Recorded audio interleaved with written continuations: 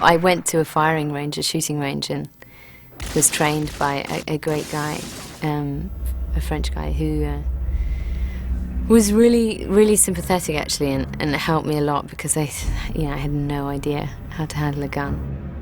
An actress friend of mine in an interview once said, because she did a sort of an action-filled movie, and she said to the journalist, "Oh, anytime you see me holding a gun, don't worry, it's being propped up by a bit of furniture under the camera." And that I completely empathise with that sentiment, in that it takes a while to get used to handling those things, and it's not something I particularly want to get massively used to handling. But in the context of that film, there was one scene which was very sort of hairy. I mean, you really did have the feeling of being sort of at war almost, where it was just chaos, and John was shooting the whole thing, and it was sort of meant to be Marseille or somewhere. It was in the south of France, and there was kind of gunfire from everywhere in street corners, and I was hiding behind a car, and so was Jean Reno, and fake bullets, even though that, obviously they're relatively safe. If they skim your face, they do graze you, and you really were sort of ducking and diving these things and getting hit. And John's just like, go again. So he gets so into the spirit of it and so excited about it that I have to say, I kind of like the spirit of it. I like it to be as real as it can possibly be. So it was fun. It was really, really fun shoot. Yeah, I ended up doing a lot of driving, accident-free, except when my boyfriend came on set and came to watch. And I had the tiniest maneuver. It was through a turnstile thing with the car. And it's right at the end of the movie when Bob comes out and it's the skating rink and whatever, and he's just like, go. And I just, press the accelerator and sort of shoot off. And, I knew my boyfriend was watching. And so clearly my concentration, I don't let anyone come on set anymore after this. And I banged into the turnstile. I smashed a BMW into the turnstile. John was just like, he couldn't believe it, it's right at the end of the shoot, and we've done all this complicated stuff and nothing's ever happened, and I have to move 2 feet, and I managed to mash the car, so that was kind of embarrassing. One of the very fun days was when we were meant to be in disguise, and I was sort of dressed up for the first time in that role, and so was Bob, and Bob was giving his camera to someone and making him take pictures of us as if we were tourists while this whole subterfuge was going on. And that was a great day. I mean, I guess the sun was shining in November or something, which, being European is very unusual. And it was just a good day. Everything gelled, we got a lot done. And it was much lighter. It was the only time I think we both smiled in the movie, pretty much, and had some rapport, and the frostiness had kind of melted. Hopefully I'm still learning and still improving little by little. And I think it's just an ongoing process, one that starts sort of, when I went to drama school, really, and hopefully will go on for the rest of my life. As an actor, in a way, you're always a student or you're always a kid, to a degree, because the process can be incredibly arbitrary. There's no finite way of doing anything, and everything is always thrown into question depending on who you're working with. So if you're working with a certain actor who works a certain way, is going to bring a very different performance out of you than another kind of actor. Same with the director, and the same with the cut. I mean, I guess I learned with Ronin that, the editing suite is everything. That's what makes a movie. I hadn't met him, and I didn't know what he was like. I had an impression that he was like maybe an older style kind of certain type of director that was rigid in certain ways, and I didn't know whether it would be. When I met him, I saw he was a smart guy, and he had full intentions of making it a lot better than what we had there. And he actually took it a lot further than I thought he would do, which was, I mean, he was quite serious about it, and so I thought, I'll once I committed, then we went further and further and getting Mammoth, and then just other things that he did I felt were that another director would not have done. They would have allowed it and settled, and he didn't. So, because I think he genuinely likes actors, loves actors, and he's done a lot of good, he's worked with a lot of good materials, so he's a level, he's not like some directors that are younger than he is who just don't have the information that he has by working on good material in his live TV shows, and he's just his whole thing. He's much more informed, much better informed than in terms of material, classic American theater material, good writing, and also technically he knows so much about cameras and angles and lenses and all that stuff. Prides himself on that. Well, he's more than that, but like anybody. But you're only going to see that part of him in this particular story. If you had another 2 hours, you can see another part of him. Another 2 hours, you can see another part. You know, but he is a guy who's, and I've met people like this. They're very no nonsense. They got a sense of humor because they're in a very grim profession in the sense that they take risks that other people don't.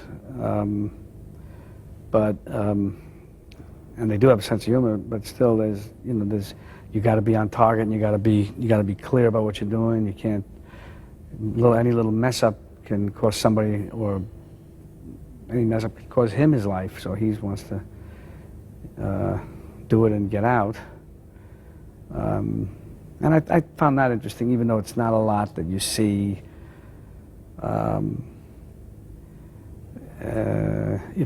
Heat was sort of like that too, in terms of the character, but different. And behaviorally and externally, it's a little more stoic, but that's okay. The story works and the character's believable at the end of the day. You know, I'm happy.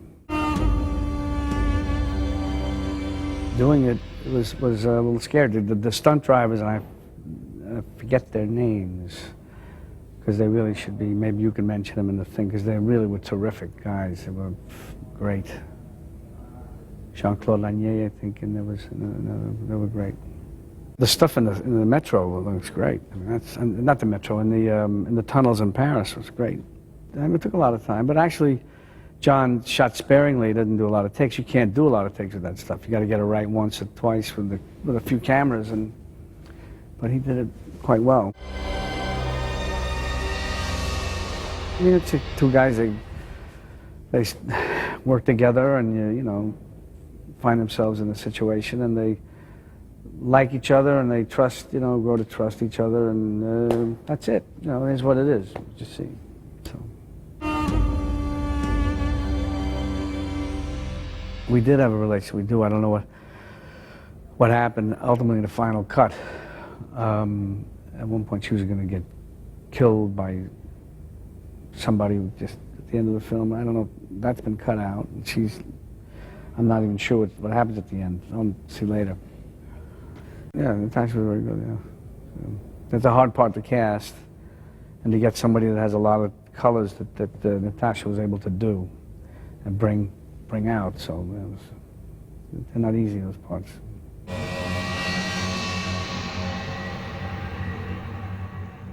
Oh, why don't you let John explain that? John. Why don't you just answer?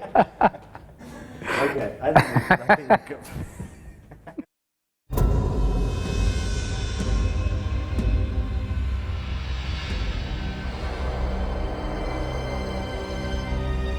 Vincent, he lives in Paris. He's mercenary. He's hired by Natasha's character. They have to find a case. He's in the middle of a group of mercenary. That's why they call him Ronin, because a Ronin is a samurai who's lost his shogun. So he will go with his sword to the one who's paying him. Bon. Is he married? I don't think so. He's lonely. And going into that group, you will find something, a relationship with Bob's character. Is he tough? Yeah, he knows the guns. He knows more or less what's happening in France. Places, gangs, politics. He's He's in the movie to help. I mean, he's in the story to help because he's from France. And the story takes place in France. He's not a traitor. He knows that he doesn't have to speak too much. Because if he speaks, sometimes you're fired, even killed. Good driver? Not a traitor. He's not a computer guy. He knows the location, basically. That's why. And maybe he can see something wrong in the location. He's a good gun. He's a good gun guy. Let's say that Vincent is a little bit naive also. And seeing Sam coming inside the warehouse at the beginning, he saw somebody looking like a poor guy. And seeing Sean Bean attacking Sam like a macho, he'll try to help. That means he's got a heart. And I was happy about that side of the character, because to play again only just a killer, a cold killer, well, doesn't attract me. So I was happy somebody touched by, and then he focused on Sam and he followed Sam. This one seems to be a leader. Not bad. Seems to be strong and smart. Let's go like that. Yeah, that's the way. He's not happy with the Stellan's character. The computer guy with the little... Natasha, okay, she's got the money.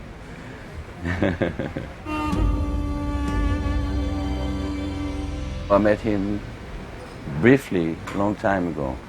I was very happy. It's the real man, a real human being. A lot of taste, artistic taste, you know. A lot of colors inside. The way he is able to change the acting, to add some colors very precisely. I mean, fantastic actor. Very young. Hard worker. Always trying to have more. Always looking at different place for the camera.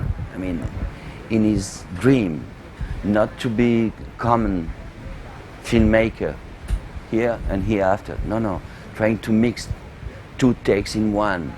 You know, a lot of steady cam. Fluently, you know, light, young. I can say that he's more awake than a lot of younger directors. For me, it's not because I've done that movie. Anybody can see John Frankenheimer 5 minutes, they will understand what I'm saying. Let's say a romantic thriller with a lot of actions. For me, from the inside, a touch of romanticism inside a black thriller. Psychology, romanticism, violence, car chases. Interesting, different. I've never seen Paris filmed like that. I remember the Roman Polanski's movie called Frantic, and always, and I was thinking about Frantic, and I think the way John Frankenheimer filmed France is completely different. Not like the ancient time, but with the little pieces from the ancient time today. Frankenheimer, John Frankenheimer.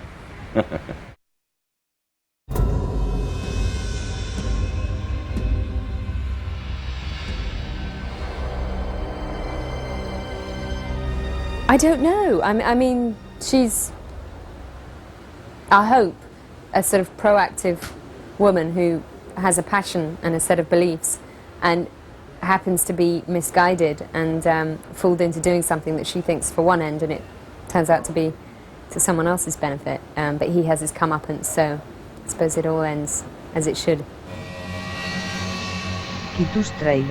I think the script was like that. I think it was always quite open-ended, and that it was for the audience to draw their own conclusions as to, you know, who was good, bad, wrong, right.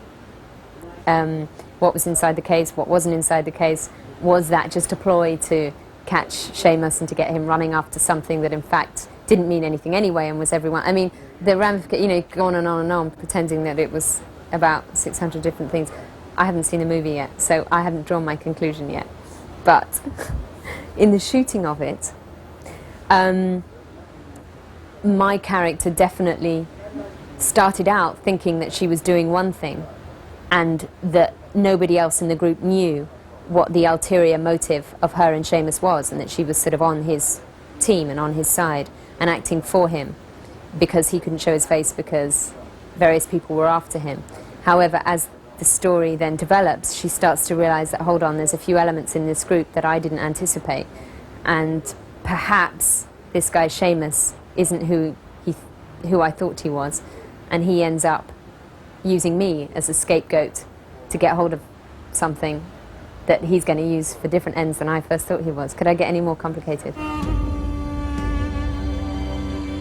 I think we all sort of talked about this because obviously Jonathan and I needed to come to some kind of understanding as to, you know, who these people were and what their background was, and that we sort of thought that they would probably be part of some splinter group or organisation, you know, active service unit, which had perhaps originally been a part of the Irish Republican Army, but now no longer was, and was, you know, I don't even want to mention any names, don't even want to go there, but, you know, was from some other splinter group. It was never made specific. I mean, it's a story, it's fiction, it's fantasy. It's not meant to be reflective of any situation that's going on at the moment. And it couldn't be, because things are changing so fast anyway. You know, the turnaround of a film is so long, we'd have to really be on our toes. So, I mean, I know a lot of people keep asking me about, you know, is this meant to be some story of, you know, Irish freedom, and it's got nothing, it's really nothing to do with that.